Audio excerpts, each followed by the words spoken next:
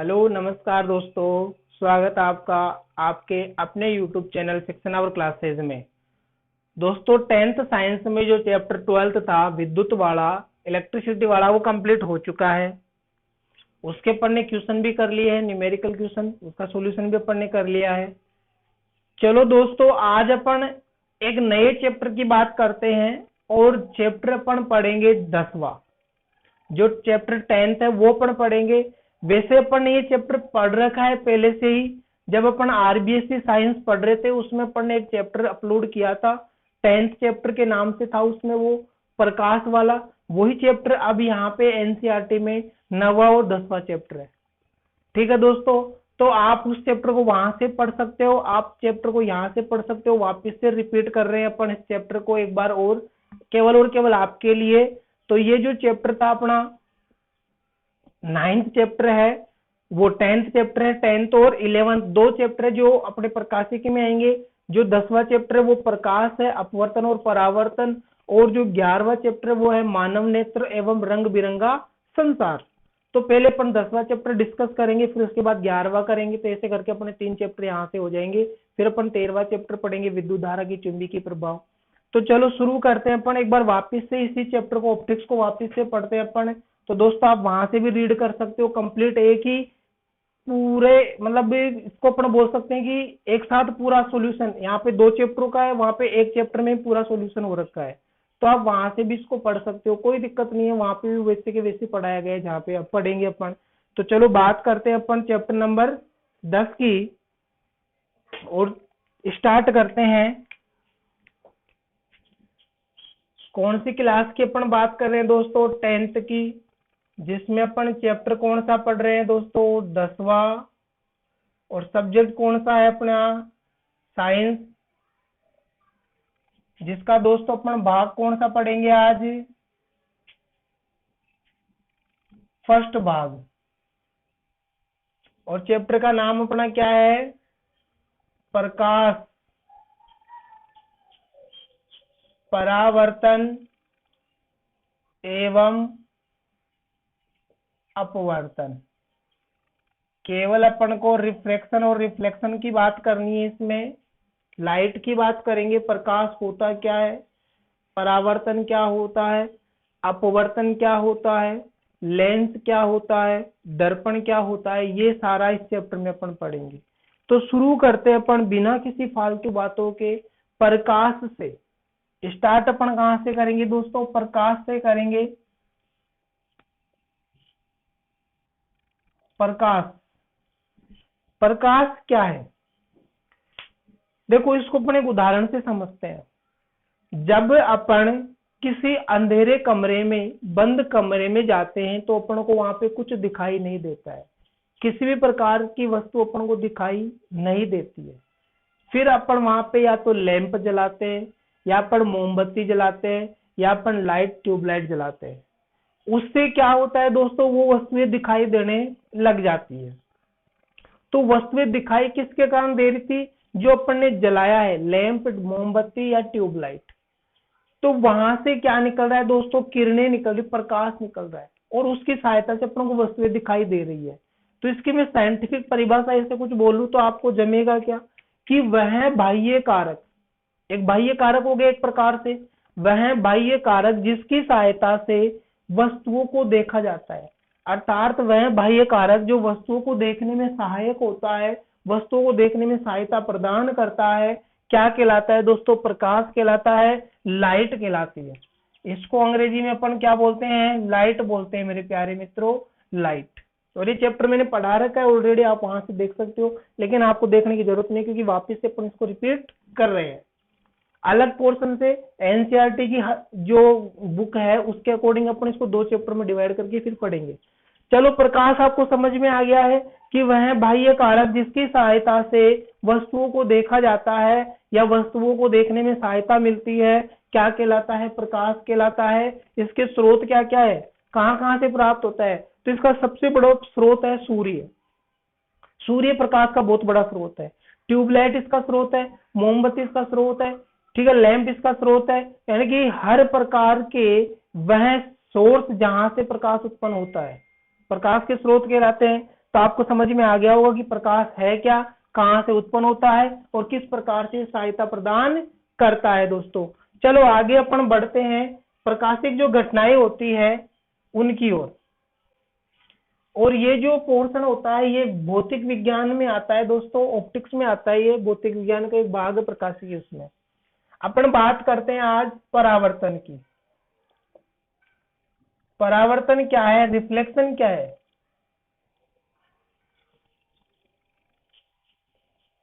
Reflection की अपन बात कर रहे हैं। तो दोस्तों क्या होगा कि अपने पास कोई एक सतह में, देखो हर चीज आपको आराम से बढ़ाऊंगा और आराम से बना के फिर पढ़ाऊंगा, ठीक है। अपने पास क्या है, एक ये सतह है, इस सतह के ऊपर एक माध्यम है, वो फर्स्ट माध्यम है, और सतह के नीचे भी माध्यम है, वो सेकंड माध्यम है। दोस्तों ये माध्यम है क्या, और ये जो रेखा है इसको अपन बोलते हैं पृथक्कारी सतह। पृथक्कारी सतह, ठीक है मेरे प्यारे मित्रों, बहुत ही प्यारे तरीके से अपन इस चीजों को पढ़ने वाले हैं। माध्यम क्या होता है, पृथक्कारी सतह क्या होती है, ये सारी चीजें। तो पहले अपन माध्यम की इनकी बात कर लेते हैं। देखो माध्यम क्या होता है, जो कण होते हैं, धूल के कण हो सकते हैं, गैस के कण हो सकते हैं, किसी प्रकार के कण हो सकते हैं, किसी भी प्रकार के, अगर वो कण आपस में मिलेंगे तो एक समूह बनेगा। क्या बनेगा मेरे मित्रों, एक समूह बनेगा, एक ग्रुप बनेगा। तो वो जो समूह होता है, कणों का समूह, कणों का समूह क्या कहलाता है, माध्यम कहलाता है। क्या कहलाता है, माध्यम। ये जो माध्यम होता है, अगर इसको अपन केमिकल रिएक्शन के थ्रू देखते हैं तो ये दो प्रकार का होता है, समांगी और विषमांगी। समांगी माध्यम क्या होता है, विषमांगी क्या होता है। यदि ये जो कण है, समूह के जो कण है वो एक ही प्रकार के हो, एक ही प्रकार के, तो माध्यम कैसा होता है, समांगी। और यदि ये कण विभिन्न प्रकार के हो, विभिन्न प्रकार के, तो माध्यम कैसा होता है, विषमांगी। अगर एक ही प्रकार के कण है, जैसे कांच एक ही प्रकार के कणों से बना हो तो समांगी माध्यम है। पानी समांगी माध्यम है। लेकिन पानी और मिट्टी दोनों को मिला देंगे तो विषमांगी हो गया, अलग अलग प्रकार के कण हो गए। तो विषमांगी और समांगी माध्यम इस प्रकार से जनरेट होता है। ये अपने काम का नहीं है दोस्तों, समांगी और विषमांगी अपने काम का नहीं है। अपने काम का होता है सरल एवं विरल, ठीक है दोस्तों। सघन माध्यम और विरल माध्यम, सघन और विरल, ये अपने दो माध्यम अपने काम के हैं। सघन माध्यम क्या होता है, विरल माध्यम क्या होता है। देखो माध्यम होता है कणों का समूह। अभी यदि ये जो कण है बिल्कुल पास पास है, बहुत ही ज्यादा पास पास यदि कण है तो कैसा माध्यम बनेगा, सघन। अर्थात कणों की जो संख्या है, कणों की संख्या क्या है भैया, अधिक। कणों की संख्या क्या है, अधिक। यदि कणों की संख्या अधिक है तो माध्यम कैसा बनता है, सघन। और यदि कणों की संख्या कम है, कण दूर दूर है, कण क्या है, दूर दूर, और कणों की संख्या क्या है, कणों की संख्या है कम, तो माध्यम कैसा बनता है, विरल। ये दोनों अपने काम के हैं, सरल माध्यम और विरल माध्यम, सघन और विरल, ठीक है। चलो आगे चलते हैं। पृथक्कारी सतह क्या है, तो दो माध्यम अपने पास, सघन और विरल। इन दोनों माध्यम को कोई सतह मान लो अलग कर रही है, इनको पृथक कर रही है, अलग अलग बांट रही है, बंटवारा कर रही है, तो उस सतह को अपन क्या बोलते हैं, पृथक्कारी सतह बोलते हैं मित्रों। क्या बोलते हैं, पृथक्कारी सतह बोलते हैं। उम्मीद करता हूं समझ में आ गया होगा। माध्यम आपको समझ में आया होगा, दो प्रकार के, वो भी समझ में आया होगा। पृथक्कारी सतह भी आपको समझ में आएगी। किन्हीं दो माध्यमों को अलग करने वाली सतह, रेखा, पृथक्कारी सतह कहलाती है। अब इस पृथक्कारी सतह पर क्या है, कोई लंब है। लंब का मतलब जानते हो क्या, 90 डिग्री। ये 90 डिग्री बन रहा है क्या, तो ये क्या है, एक लंब है। अर्थात पृथक्कारी सतह पर लंबवत रेखा, क्या कहलाती है दोस्तों? अभिलंब। क्या कहलाता है? अभिलंब कहलाता है। क्या कहलाता है मेरे मित्रों? अभिलंब। पृथककारी सतह होती है दो माध्यमों को अलग करने वाली सतह, और उस अलग करने वाले सतह पर कोई लंबवत रेखा है, कोई 90 डिग्री बनाते हुए कोई रेखा है, उसको अपन क्या बोलते हैं? अभिलंब। कोई भी प्रकाश किरण जब आती है तो हमेशा अभिलंब पर आती है। हमेशा कहां पे आती है? अभिलंब पर, और अभिलंब से ही वापस जाती है। अभिलंब पर आती है हमेशा, ध्यान रखना। तो यहां से क्या है, कोई प्रकाश किरण इधर से आ रही है, माना अपन ने, क्या हो रहा है मेरे दोस्तों, कोई प्रकाश किरण यहाँ पे आई अभिलंब पर, और इस पृथककारी सतह से टकराई, और टकराकर वापस इधर ही चली गई, उसी माध्यम में चली गई। जब कोई प्रकाश किरण एक माध्यम से दूसरे माध्यम में प्रवेश करती है तो पृथककारी सतह से टकराकर पुनः उसी माध्यम में लौट जाती है। इस घटना को क्या कहते हैं? परावर्तन कहते हैं। इस घटना को क्या कहते हैं मित्रों? परावर्तन कहते हैं। जब कोई प्रकाश किरण एक माध्यम से दूसरे माध्यम में प्रवेश करती है तो पृथककारी सतह से टकराकर पुनः उसी माध्यम में लौट जाती है। क्या कहलाता है? प्रकाश का परावर्तन कहलाता है। ये अभिलंब पर आती है और अभिलंब से ही जाती है। अब दोस्तों ये तो हो गया अपना प्रकाश का परावर्तन, रिफ्लेक्शन हो गया है, और ये अपन ने दैनिक जीवन में भी देख रखा है बहुत बार। कैसे? मिरर जो होता है, मिरर पर प्रकाश आता है और वापिस ही आ जाता है, तो वो परावर्तन है। वो क्या है? परावर्तन। यहाँ पे क्या है दोस्तों, ये जो अभिलंब है और ये जो आ रही है किरण, ये जा रही है, तो इस प्रकाश किरण को बोलते हैं अपन आपतित किरण। क्या बोलते हैं? आपतित किरण बोलते हैं मित्रों। और ये जो यहाँ से चली गई इसको बोलते हैं परावर्तित किरण। क्या बोलते हैं? परावर्तित किरण। और यहाँ पे ये जो एंगल होता है आई और ये एंगल होता है आर, इस आई को अपन बोलते हैं आपतन कोण। क्या बोलते हैं दोस्तों? आपतन कोण। और ये जो आर होता है इसको अपन बोलते हैं परावर्तन कोण। कौन सा कोण होता है ये? परावर्तन कोण। ठीक है, तो आपतित किरण, परावर्तित किरण, आपतन कोण, परावर्तन कोण। चलो ये भी मैं बता देता हूं होता क्या क्या है।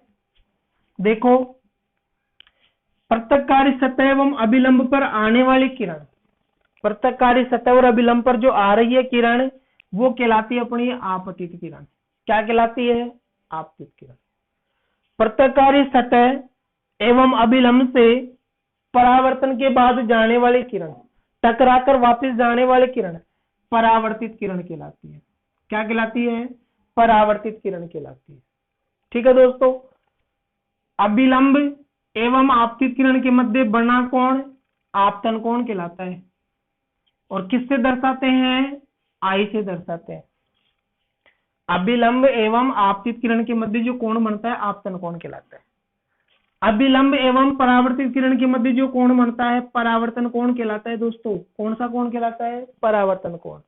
तो उम्मीद करता हूं ये सारे फैक्टर आपको समझ में आ गए होंगे। एक एक डेफिनेशन मैंने बहुत ही प्यारे तरीके से और बहुत ही आसान भाषा में बोली है, और आसान तरीके से मैंने समझाने की आपको कोशिश की है दोस्तों।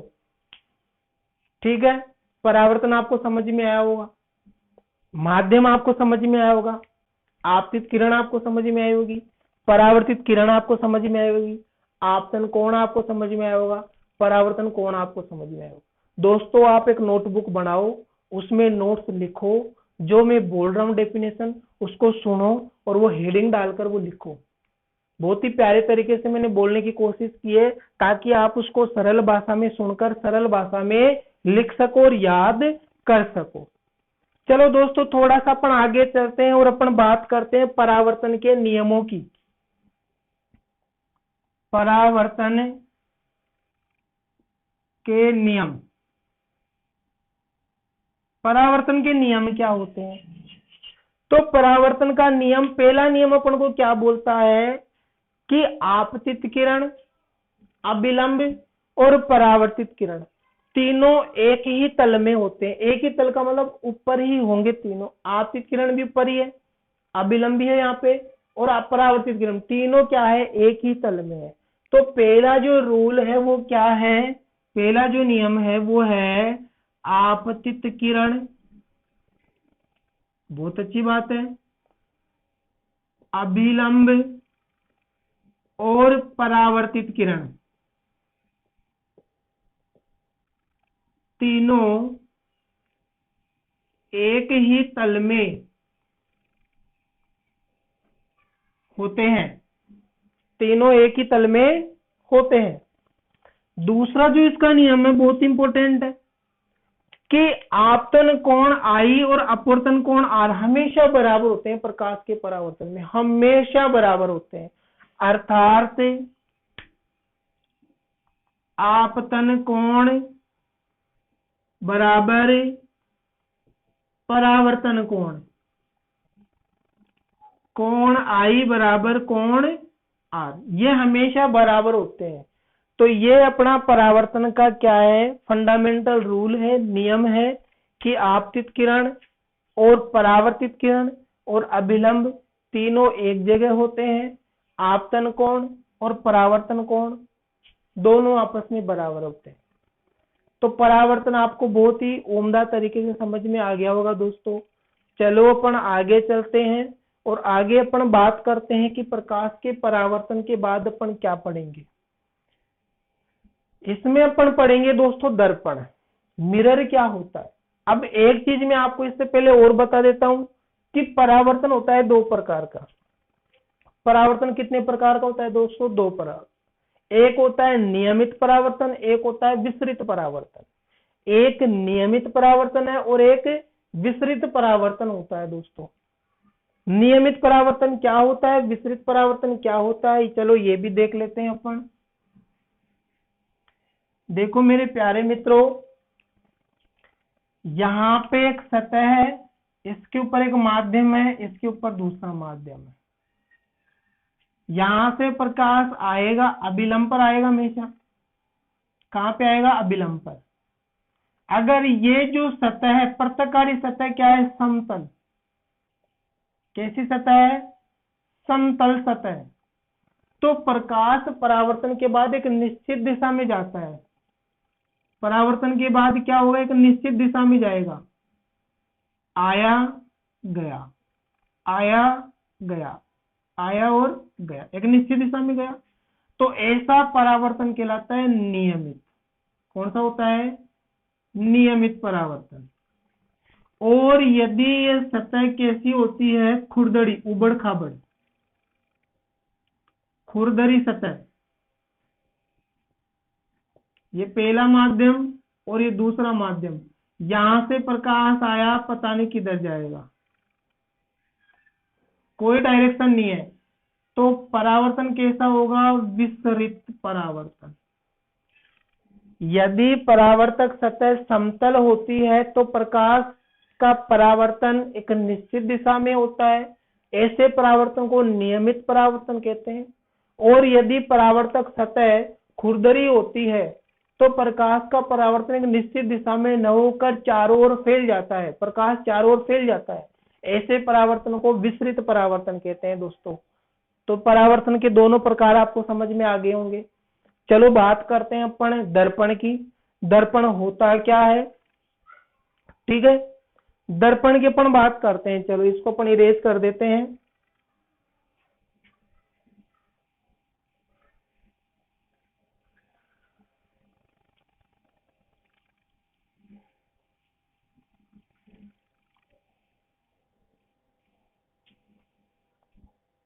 चलो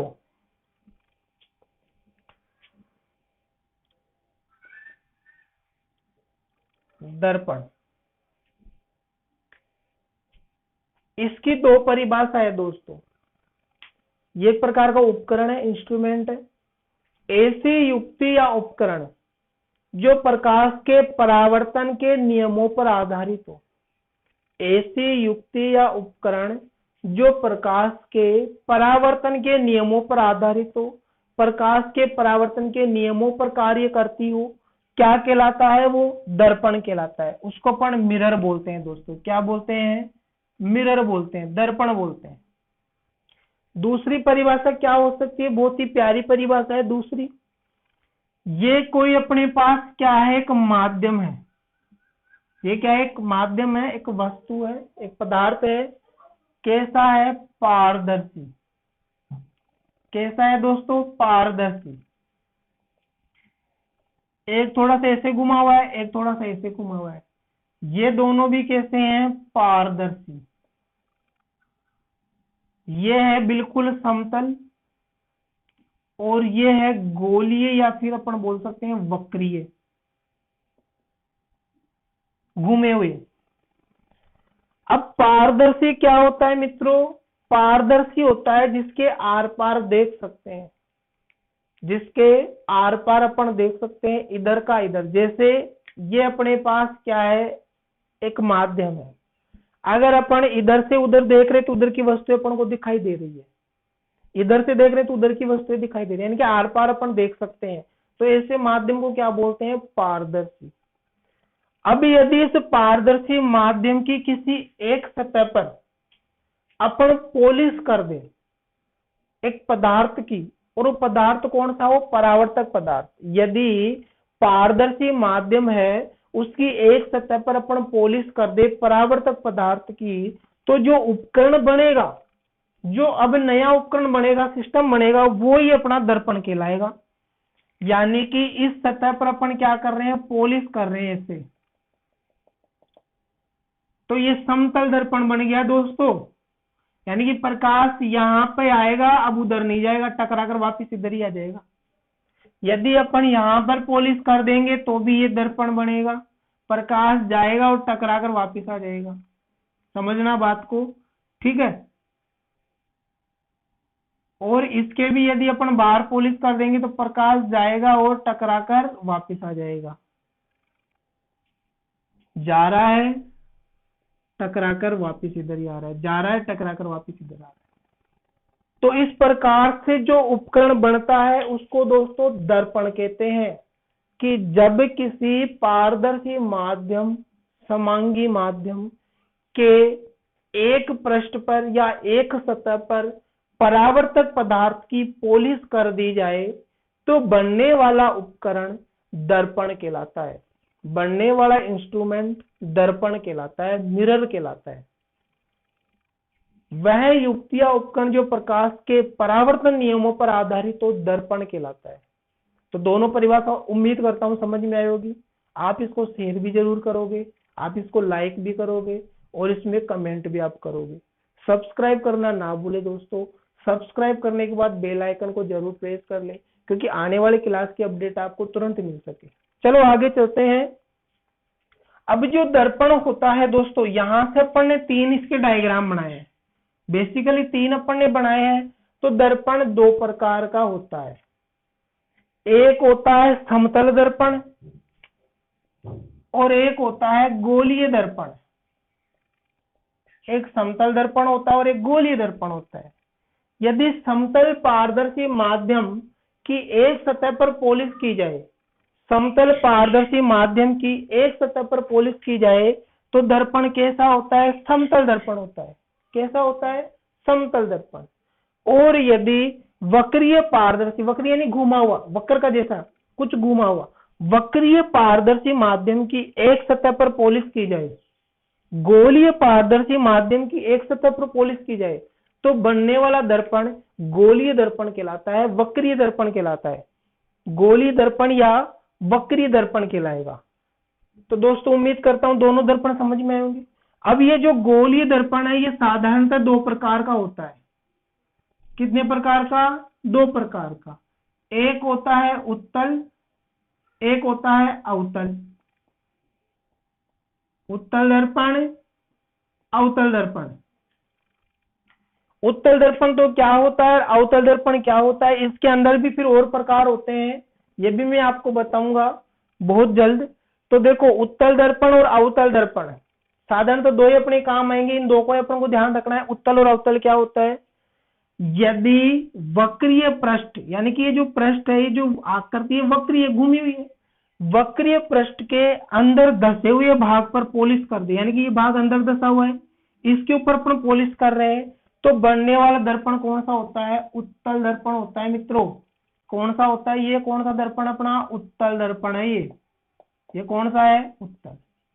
और यदि वक्रीय पृष्ठ के उभरे हुए भाग पर, यानी कि बाहर निकले हुए भाग पर, उभर रहा है नहीं भाग, उस पर यदि अपन पॉलिश करते हैं तो दर्पण कैसा कहलाता है? अवतल दर्पण। तो ये कैसा दर्पण है अपना? अवतल दर्पण है। ये कैसा दर्पण है? अवतल दर्पण। तो ये अपना उत्तल दर्पण है, ये अपना अवतल दर्पण है। अंदर धसे हुए भाग पर पॉलिश कर रहे हैं तो उत्तल, उभरे हुए भाग पर पॉलिश कर रहे हैं तो अवतल। चलो थोड़ा सा आगे और में और डिटेल से लेके चलते हैं। ये उत्तल दर्पण क्या करता है? यहां से प्रकाश किरण आई, टकराई और चली गई, तो परावर्तन हुआ। तो परावर्तन के बाद प्रकाश किरणों को क्या करता है? फैलाता है। ये यहां पे लिखते हैं उत्तल दर्पण क्या करता है? फैलाता है। प्रकाश किरणों को क्या करता है? फैलाता है, अर्थात अभिसारित कर देता है, इसलिए इसको बोलते हैं अभिसारी दर्पण। इसको क्या बोलते हैं अपन? अभिसारी दर्पण। और ये प्रकाश किरणों को परावर्तन के बाद क्या करता है? केंद्रित। अवतल दर्पण क्या करता है दोस्तों? केंद्रित करता है, अर्थात अपसारित करता है, इसलिए इसको बोलते हैं अपसारी दर्पण।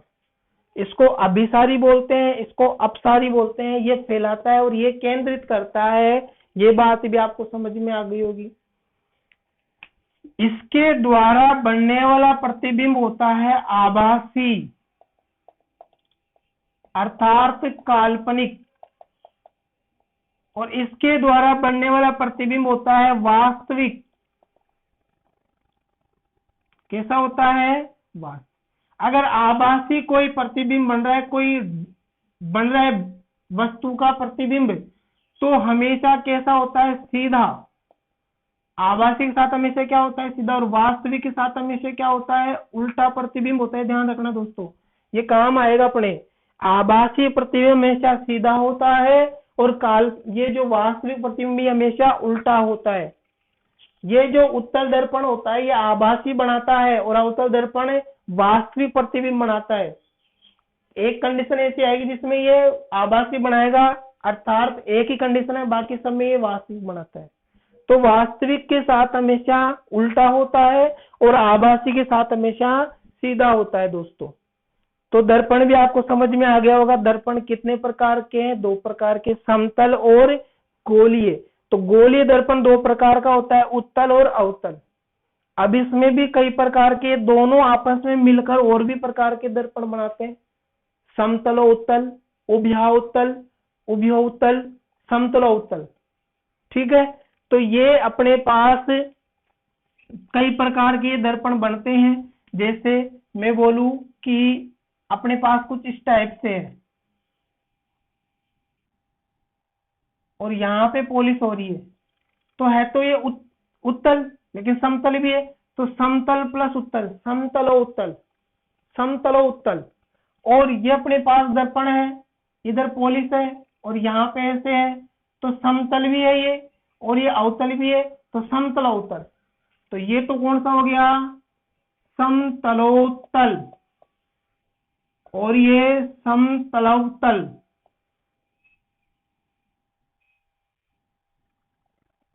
समतल प्लस अवतल, समतलोत्तल, समतल प्लस उत्तल, समतलोत्तल। ठीक है, या फिर ऐसे है एक और फिर ये ऐसे भी है, तो ये दोनों एक जैसे हो गए, तो उभयनिष्ठ हो गया नहीं ये, तो ये होता है उभयोत्तल, अर्थात उत्तल ही उत्तल, उभयोत्तल। ठीक है, अगर ऐसे है और फिर ऐसे भी है, पॉलिश कर दी बाहर की ओर, तो ये है उभयोत्तल। क्या है? उभयोत्तल, यानी कि अवतल ही अवतल है तो उभयनिष्ठ हो गया उभयोत्तल। तो ये कई प्रकार के होते हैं, समतल उत्तल भी होता है, समतल उत्तल भी होता है, उभयोत्तल भी होता है, उभयोत्तल भी होता है। ठीक है, अगर अवतल उत्तल दोनों को मिला देंगे तो होता है अवतलो उत्तल, अवतल प्लस उत्तल, अवतलो उत्तल, अवतलो उत्तल। ठीक है, तो वो अपने काम के नहीं है। अपन को केवल ये दो ही याद रखने हैं, अवतल और उत्तल, यही अपने लास्ट तक चलेंगे, इन्हीं से प्रतिबिंब बनाएंगे अपन। तो भैया आपको समझ में आ गया होगा, उम्मीद करता हूँ। बहुत ही प्यारे तरीके से मैंने आपको बताने की कोशिश की है। आप बस इसकी बार बार प्रैक्टिस करो। मिलेंगे बहुत जल्द अगली क्लास में। जब तक के लिए पढ़ते रहो, बढ़ते रहो। जय हिंद, जय भारत, जय जय राजस्थान। बहुत जल्द मिलेंगे मेरे प्यारे मित्रों। शेयर करना ना भूले।